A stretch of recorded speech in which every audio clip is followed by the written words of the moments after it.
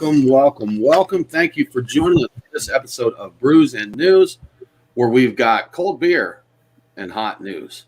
I'm Tim Dennis. I'm with my co-host Brian Hewitt, and this week we've got the one and only No Mic Nate, even with a microphone. Nate, can you actually speak?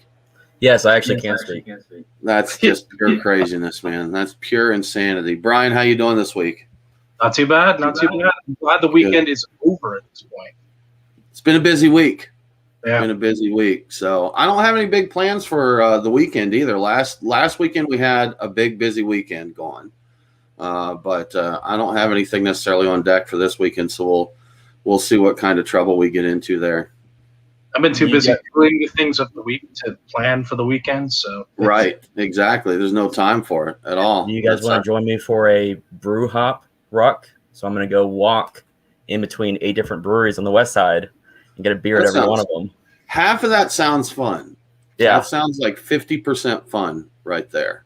Can you change the ruck to truck and then we can just drive from brewery to brewery? I mean, I'd be down for that. Yeah, the brewery. You want to go on a brewery truck? A brewery ruck? No, it's like that, but we're in a vehicle. So it's a lot better. There would have been a time, Brian, we'd have been down for that, hiking brewery to brewery. Yeah, that's probably 7-8 years ago. Yeah. We got too busy and used it as an excuse to quit our weekend hikes there. But we used to go out, we'd do a big hike, and we use that as our excuse to drink beer and eat fried foods. Well, I mean, what are you going to give up? We had to give up something. We didn't have the time to exercise and drink both. So, I mean, what are you going to do? Obviously, you're not going to give up beer, man. You're not giving up beer. So, yeah. Sorry, exercise, you're out. Right. Yeah. Well, y'all, before we get deep into the show, we want to mention real quick, there is a very big story within the craft beer industry right now. Sexism, harassment, sexual abuse. There's a lot going on out there. There's a lot that needs to be taken in. A lot of places have made statements. We absolutely stand, with everybody involved for equality throughout everything. And it's a big story. It's really more than we're qualified to cover properly. We did talk about it in Beer Guys Radio. We're watching everything that comes out. So it's still developing. There's a lot going on. And we definitely want everyone to feel welcome within the industry, within craft beer. We've tried our best to be very inclusive on Beer Guys Radio with the guests that we have on, and try to just emulate what we think the industry should be. So it's something that we'll keep paying attention to, see what's going on. Absolutely. Yeah. And that's the thing. We're not going to know the full breadth of the fallout of this for a while because things are still happening. Things are still developing. But, yeah, like you said, we talked about it. We've given what we know about it so far, and things are changing all the time. So absolutely. And Brian, we're usually very lighthearted in what we do here, and for a big serious story like that, I don't want to not do it justice. And I don't know that I'm the right one to tell that story. Really, we've already talked internally about having a show where we have someone who is qualified to talk about it on the show. So that will be coming at a future date. Indeed. Absolutely. So we can move on into some other news then. There is other news. In fact, our show was really busy this week, so we have a bunch of leftover news that we did not get into because we really covered the other item, and we had a lot to talk about. So the first thing about the beer, you totally skipped over the beers we're drinking. Oh, you just yeah. Past that. Well, what are you drinking, Tim? So you had a stovepipe last week, correct? I believe I did, yes. And our guest this week on the Beer Guys Radio Show is Oscar Blues. So got me a stovepipe Adele's, and I left my glass downstairs before coming up for the show. So I'm going straight from the can for this one. That's the way to go, man. That's what it's about. Yeah. Is that a halfway crooks you've got? No, Mike. That is a halfway crooks. This is cans 3 and 4 of my 4-pack of Kolsch from Kolsch Fest. Nice. So they're going to get you drunk tonight. Exactly. Yes. And this will figure into the news later, but I've got a Cuvée de Vander Kaiser Blau from Good and Careless. And these are really hard to see because of the reflective quality, but this is the 15. And I picked 15 just because it was actually easiest to grab, and I have more than one of these, so I can maintain what little bit of a vertical I have. So it's I've already poured it. I didn't open it up right here and now just in case things went awry. I didn't want it spraying all over the office, but it poured nicely. No real issues. Not not under a lot of pressure. It's tasting good. So on that topic, with that out of the way, with the beers out of the way, we can talk about how this relates to the news. After a 2-year hiatus, Het Anker is returning to the USA, and the reason they had to leave was due to unspecified supply changes. But now they've established the Het Anker USA subsidiary to promote importing their beer here. And if you don't realize, Het Anker are the people behind Guten Carolus and Cuvée de Vande Kizer and a bunch of other fun beers. So by September of this year, you'll once again be able to get your favorites again, like this one. And even more exciting is their planned 2022 release of a new U.S. exclusive Guten Carolus Imperial Barrel, which is a variant of Cuvée de Vande Kizer that is aged on oak chips from Guten Carolus single malt whiskey barrels. So I didn't know this, but apparently they are also in the whiskey business, and so they have their own barrels, I guess. Okay. I didn't know. But yeah, you said that. I'm like, I didn't know they had whiskey. So that's carry their whiskey in my store. You have the Golden Carolus whiskey there, yeah. Mm-hmm. You need to bring some into the studio. It's pretty darn good. Okay, sounds like it. All right, good. Nice. I'd try it out. You know, I'm a fan of the Vande Kizer Blau, and I'll be honest. A lot of times, the bottles you see on shelves are vintage, and they hang around a while. So I didn't realize they'd been gone 2 years because you still see them on the shelves occasionally out there. I thought the same thing, and I'd gone around because I've been kind of collecting the different vintages as I see them. That's a great beer. It ages beautifully, as we well know. And I think I noticed that after like 2016, it was really hard to find any of their other bottles. 16 was everywhere for a long time, and I had a number of bottles. I don't actually think I may have drank them all already, but not seen any. And I guess it all makes sense now that I think about it. But I did recently go into a package store and find the 2000 and 2007 bottles, which we drank at the studio not long ago. Actually, the interesting thing about that is the 7 was better than the 2000. So it was. The 2000 was past its prime. So I don't know if the cellaring conditions or what have you with the beer, but it was kind of past its prime. Even Blau will reach a stage where it's not great anymore. Even Blau, it was still good, just not great anymore. Keep cold drink fresh, man. That's what they say there. So, all right, so let's move on to the next one. We've got a man in Ohio attempting to steal 14 cases of beer by loading up a cart of Bud Light in a store and then wheeling that cart directly over to the return counter. He told them his wife brought the wrong beer and he wanted to return it. While they attempted to confirm his story, he got angry and just left. So walking away from all that beer and the return money or whatever is kind of a tell, as they say. He just walked away from this. I wonder what that means. The police are still on the lookout for this real man of genius, Tim and Nate. You gotta give him props for the effort, no matter how stupid he was. Like, I mean, that's a ballsy move to load up the cart and go straight to the returns counter. It's ballsy enough that he made the news. I mean, other criminals are probably thinking, oh man, why didn't I think of that? I could have just found a receipt, and had he done a little bit more planning, and I'm guessing criminal types aren't big into planning, no matter what they say in the movies, probably wouldn't. Had he found a receipt, he might have been able to get away with it too. It wasn't for Mission Impossible. Yes. Yeah. In my younger days, I worked at a Walmart in the tire center. And if anybody's familiar with the layout of most of those, the door to go out is a buzz door. And there's not usually a lot of traffic back there. And we had an issue. Apparently it happened quite frequently where people would just come into they'd put a TV in a shopping cart, go to that door, and they'd just wave their hands to be buzzed out, and people just buzz them out, let them take the TV on out of there. So wow, you have 14 cases of beer. He should have came back and buzzed. We'd have let the man go with his beer. That's right. I have to think you'd be a little suspicious. Like, that dude's got a lot of beer in that cart. That's an unusual amount of beer. I'm like, could be a party, but it could be something else if he's coming out the back door. Well, especially at that quantity too. I mean, 14 cases is no laughing matter. So to think that his story being somewhat plausible, 14 cases, my wife bought the wrong kinds. That's a commitment. Yeah. And I love that I sit around, I'm having a barbecue, me and a couple neighbors. We like to drink. I sent the wife out to get beer. Yeah. There's a couple neighbors, like 14 neighbors. We like to drink a case each. So, all right, we know that obviously everything was affected heavily by the pandemic. I've read a story that it's possible for the Brits to drink their way out of the pandemic problems that have arisen. A company named Company Debt, which is a fun name for a company, Company Debt, did the math on what it would take for the UK to fully recover, or at least make up for all the money lost during the pandemic. The answer is one that should make everybody who loves beer happy.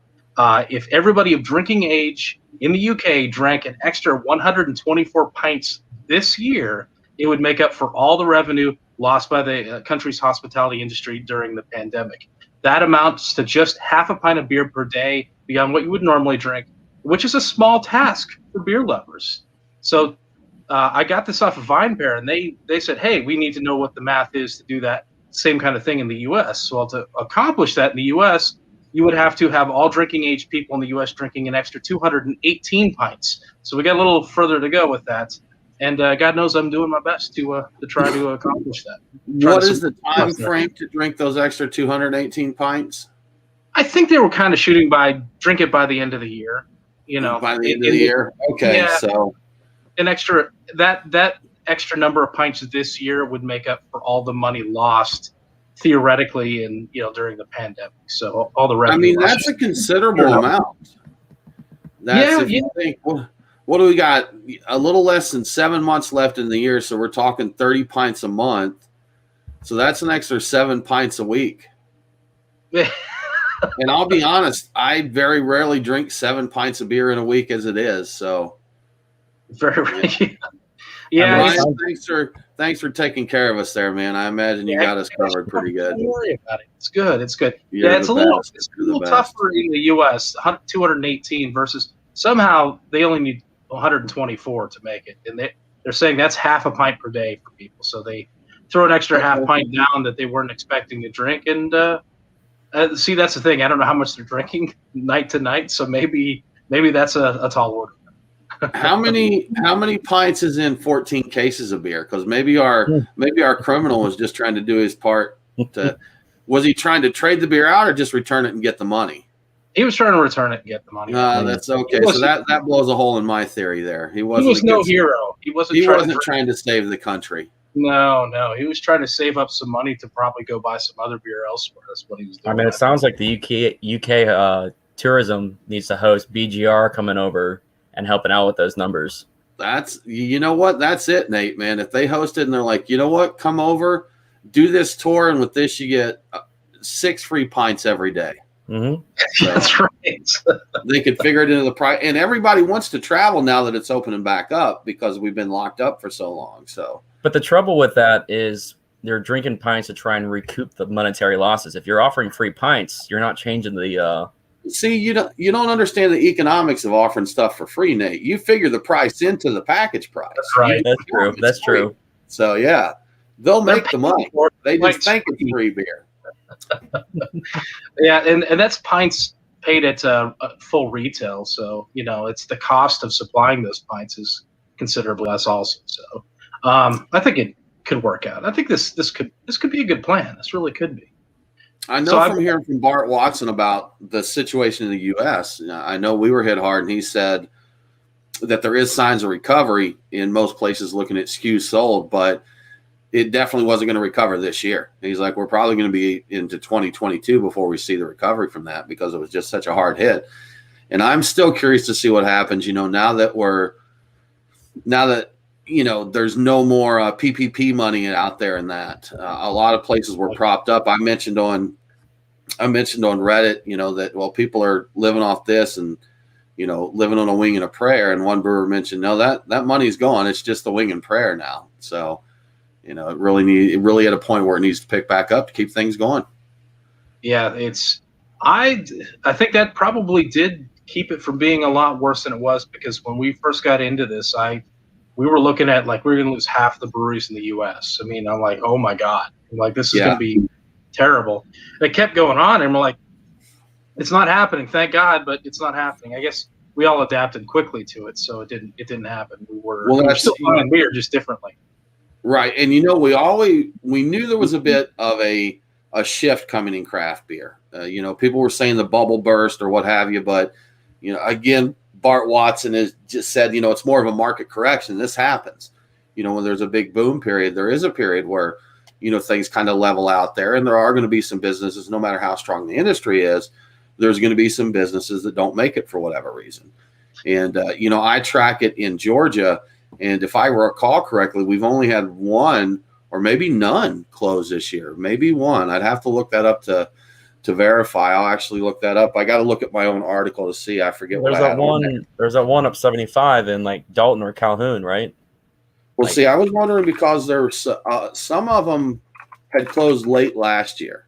And that's what I was trying to remember, is if we had any that actually, had actually closed in this year. But I know we did have some that got hit the end of last year, but of course that wouldn't have been pandemic related. So let's see. According to my article, I have no closings yet this year. So it looks like everyone that hit, was hit, in 2020. I guess the quick hit there. I do know there was one brewery in Savannah area that they were struggling up before it, and when it hit, they just said, no, with this coming, we just can't go on any longer. So yeah, we'll see. We'll see how the rest of the year plays out.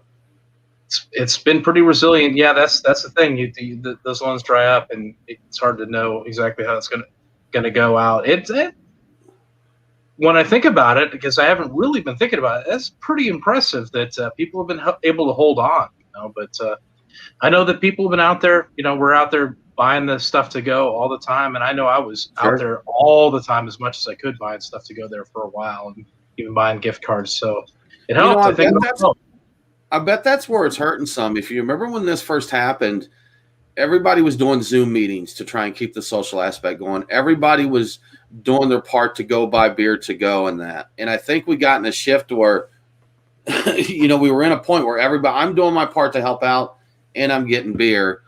And then that became kind of rigorous. I don't think as many people stayed on with that as much. And I know there was a lot more beer being sold at grocery stores, convenience stores, and that. People were still getting their beer. They may not just be going to the brewery to make it happen. So very true. Very true. It is very true, Brian. It's a very true statement.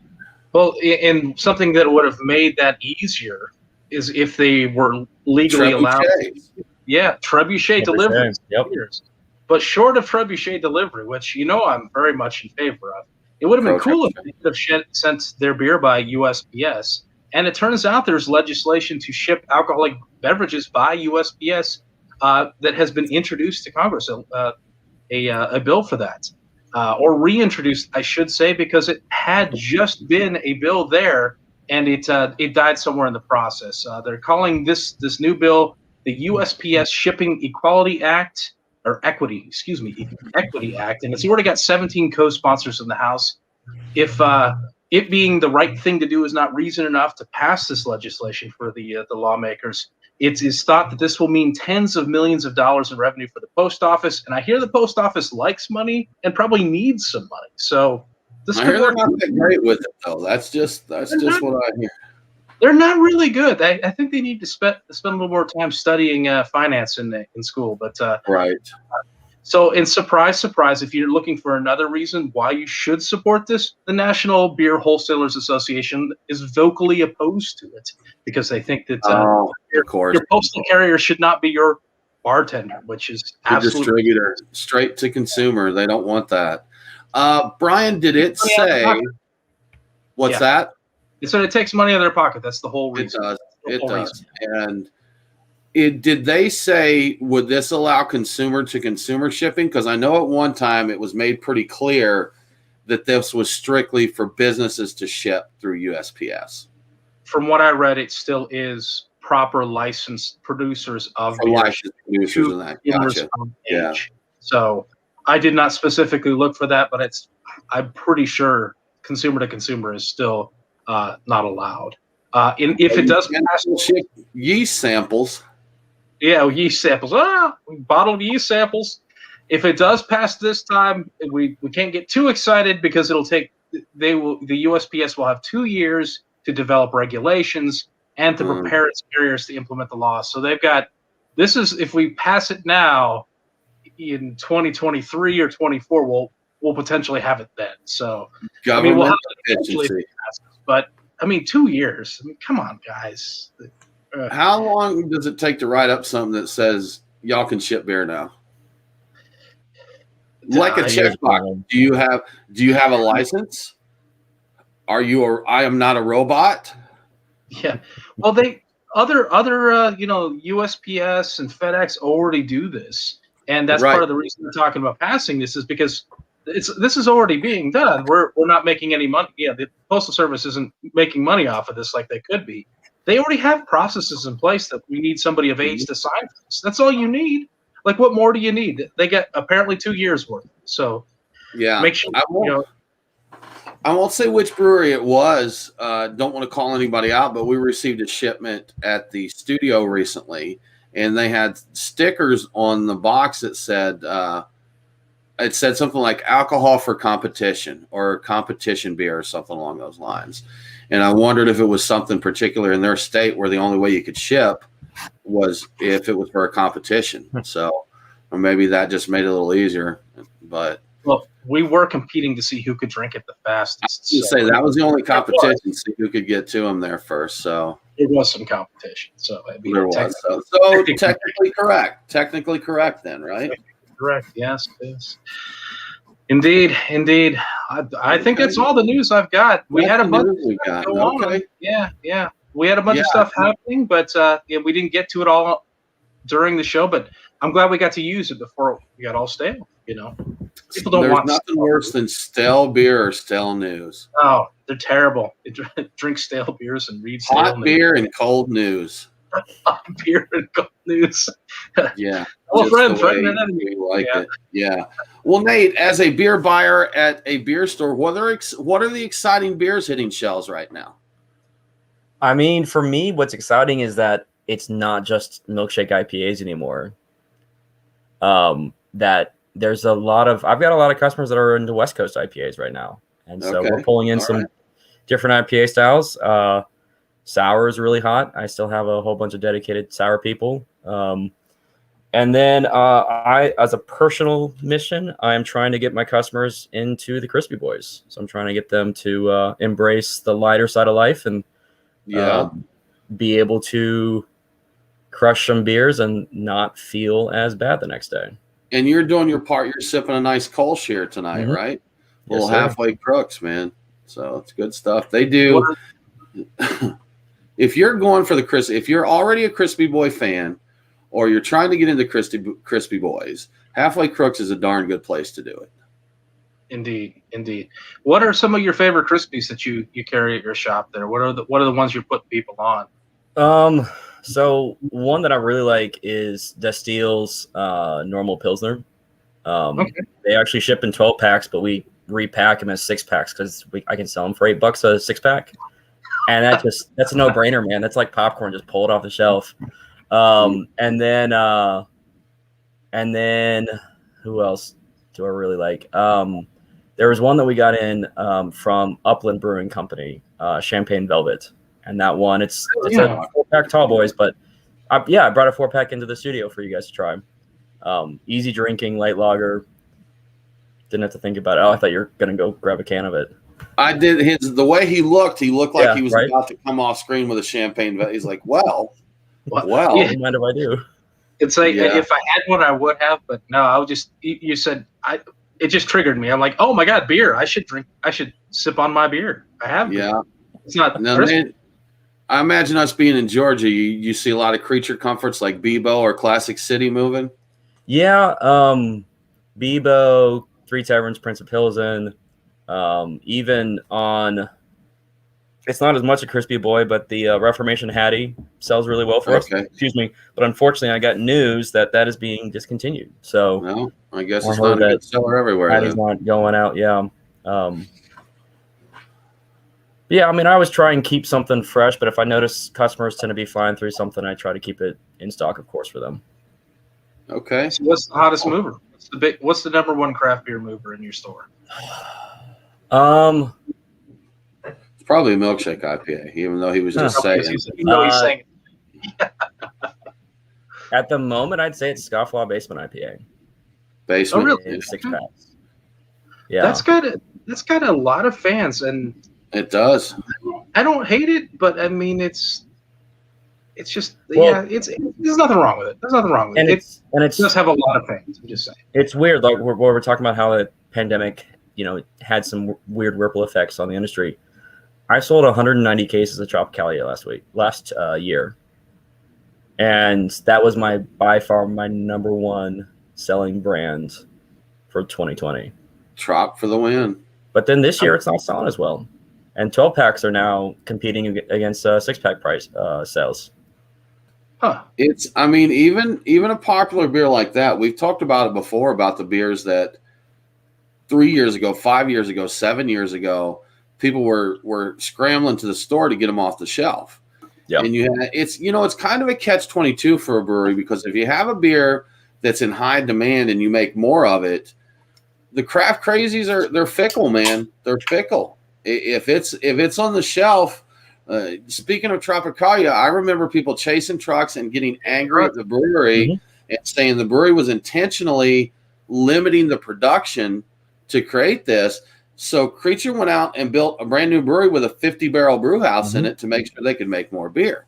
Yep. And then I saw people say something, you start seeing the comments like, well, that's on the shelf everywhere. It's like, well, yeah, because that's what you kept asking for. You wanted to be able to get it. So it's really a catch-22 for a brewery to have a popular beer like that. They start making more, Another great example, some from Founders, KBS and CBS. Mm-hmm. There would have been a time if I ever saw either of those in the store, I would have instantly purchased them. And there were times when I did chase trucks to buy one single 12-ounce bottle. Yeah. But now I walk by and I'm just like, oh, KBS. Oh, cool, man. They've got KBS. So I'm guilty as charged. Yeah. Now, CBS is something that I would consider buying, because whatever's out there is all they're doing. They're making their interesting variations on KBS instead of that. But if you like that, and I kind of like it, I got feelings for it over the years. It's been meaningful. So Brian Dunn feelings. Yeah, exactly. So I'll pick it up. I actually did see it recently for the first time in a while, and I thought, you know what, I should pick up a few more of those, because I know it's going away. And then I'm like, nah, maybe another time. Yeah. Well, we did go out on Christmas Day one year to Porter Beer Bar in Atlanta to get our pour, because that's when they tap their cask, because the Porter always opens at I think it's 5 o'clock on Christmas Day they open up. And no shortage of people out there in the holiday spirit to get their CBS. I think we got one pour. Did we even get a second one? I think they were out. We got one pour. Wow. But, that was a good time. Those kind of events are fun. Everybody was excited, and they were, in the holiday spirit. We saw all of our beer geek friends that do things like go to a bar at 5 o'clock on Christmas Day. So, it's a good time. Leave Christmas dinner, leave people behind. I left some friends behind. They were shocked. They're like, "Are you really? You're leaving? You're going to a bar to?" That's right. Oh, that's right. We did have friends that were like, "Oh, okay. Are you really? You really doing this? Oh, yeah, I am. Really? Okay." We've got to get it's CBS, man. We absolutely have to make it happen. Yeah. Had to do it. That was great memories. I love that. I love the memories around the beer even more than the beer. Honestly, it's the stories that go with the beer. Yeah, there's few beers that I think will outdo the stories that go around sharing them. So, indeed. But I did have some frozen custard from Culver's today, and that needs no friends at all. It's perfect on its own. At some point, I'm going to have to try this thing that I've heard about. It's good. Yeah, yes. I'm going to do that. All right. Well, that about does it for brews and news and custard talk and all of that. So we're going to wrap it up here, folks. We hope you all have a fantastic weekend. Beginning next week, Brews and News is going to move to Sunday at 8 p.m. So please join us for our Sunday show. Of course, Beer Guys Radio streaming live at 7 p.m. every Wednesday, available as a podcast and on your favorite radio station Saturdays and Sundays. So get on there, get it. Enjoy your weekend, y'all. and we will see you soon.